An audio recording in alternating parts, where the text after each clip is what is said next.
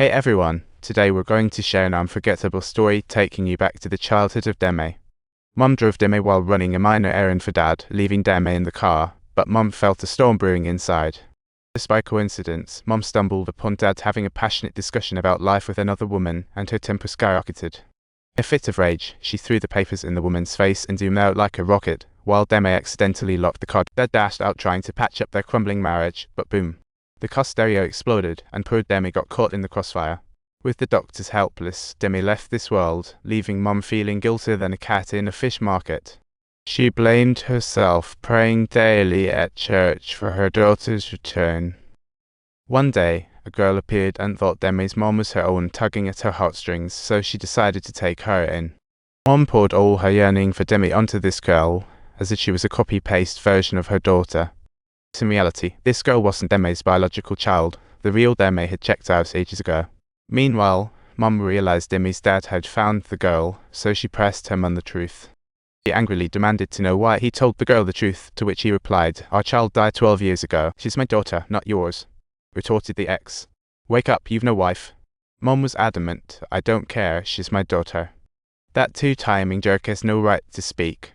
Unsurprisingly, that discussion ended on a sour note. But eventually, Mom found Damei via phone call. However, once Damei got home, she went straight into the bathroom without a word to Mom. Just as they expected normalcy, the doorbell rang. It was Damei. Mom was stunned. If the one outside is Damei, then who was taking a shower? Whoa, talk about a plot twist. Mom had a faint idea of who was in the shower, yet she tried to calm herself before opening the door. But when she opened the door, Damei was a bundle of fury, yelling, "How could you hide my identity from me?" She accused angrily, "I'm just a stand-in for your dead daughter. Stop messing with my head." But all Mom could say was, "You just don't get me," as she turned to leave. Heartbroken, Damei returned to her room, lying on the bed and staring at that photo, feeling downcast. As Mom knocked outside, she noticed the strange flow of water beneath her feet and realized there was still another Damei in the bathroom. She rushed to check and found the bathroom filled with bubbles, and faintly heard a voice calling, "Mom, help me bathe." Meanwhile, Damei's door was being mysteriously pulled open by someone. Curious, she stepped out to investigate, but saw Mom lost in thought and returned to her room without a second thought.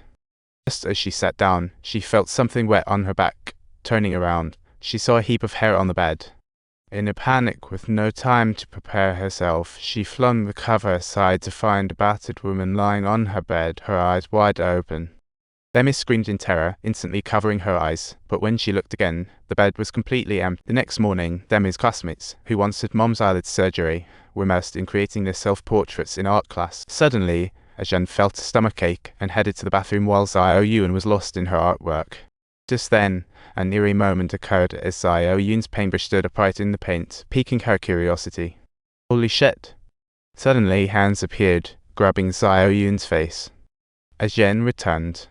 She found Xiaoyun with a face full of bruises staring blankly as if under some spell, painting her portrait. The two continued painting on each other's faces, chanting, "We need to tear this off." They looked like they were performing plastic surgery, both finally saying, "It'll make you even more beautiful." Immediately after, they pulled out carving knives and began slashing at each other's faces, blood-staining their white dresses. At that moment, Damei and Xiaoyun walked into the art room just in time to witness the horror unfold on the screen. Before their eyes were Jen and Xiaoyun, both covered in blood, laying in a pool of it with sinister grins. Soon, the police and ambulance arrived, taking the bodies away as Mom rushed over, sensing something was horribly wrong. Believing something unspeakable had happened to Damei, she frantically looked around until she finally found her in the stairwell. Soon after, Damei and Xiaoyun were brought to the police station, and Damei was filled with questions. Why did all the dead classmates have surgeries done by Mom? It seemed like all the answers were hiding in the basement.